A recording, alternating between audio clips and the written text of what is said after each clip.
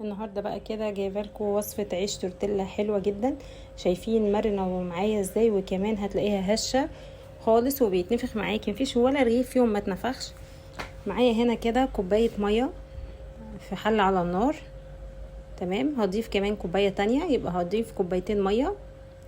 هنضيف عليهم بقى معلقه صغيره من الملح، وهنضيف عليهم معلقتين من الزيت. شايفه ادي معلقه وادي معلقه تانية، يبقى كده معلقتين زيت.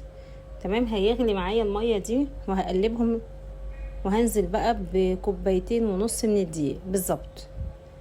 تمام، وهقلب كده قليبه صغيره بس، وهفصل النار عليه وارفعه بقى واحطه كده على رخامه نظيفه خالص ما فيهاش اي حاجه، وتكوني ملمعاها بالخل علشان نبدا نعجن عليها. شايفه هبدا كده، طبعا هي سخنه جدا، هتبداي كده بمعلقه ولا اي حاجه تحاولي ان انت تفرديها لغايه ما تبرد معايا شويه، وهبدا بقى اعجن فيها والمها بالشكل ده لغايه ما يختفي معايا خالص الدقيق، وهي تبدا معايا تبرد. شايفين اهو كده، بحاول بقى ابردها اهو، بردت كده معايا واتعجنت كويس جدا. شايفين بقى شكلها، شايفه العجينه مطاطه ازاي وحلوه جدا، ما فيهاش اي مشكله.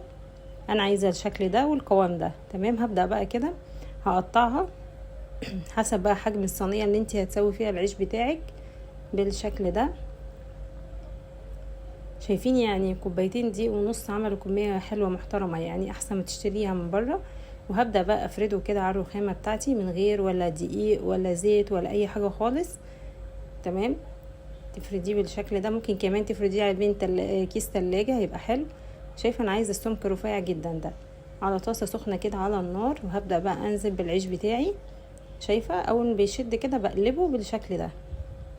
شايفه هو بيتنفخ معايا ازاي وطالع حلو جدا وهش كده، يعني ينفع بقى في سندوتشات الشاورما، ينفع سندوتشات فراخ، بطاطس، بصوص التومية، هيبقى حلو جدا بصراحة، بيتعمل بيه كل حاجة.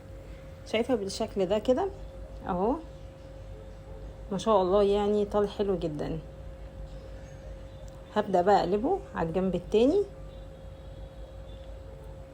لغاية بقى ما ياخد اللون ده. حطيت واحد تاني اهو بالشكل ده، بقلبه اهو معاكم. عايزه اقول لكم الطريقه دي ناجحه جدا جدا، وهتعملي احلى عيش تورتيلا في حياتك. شايفه الكميه كلها اهي معايا. اتمنى بقى انتوا تجربوا الفيديو ده ويعجبكم. ما تنسوش تعملوا لايك وشير وتشتركوا في القناه علشان يوصلكم كل جديد.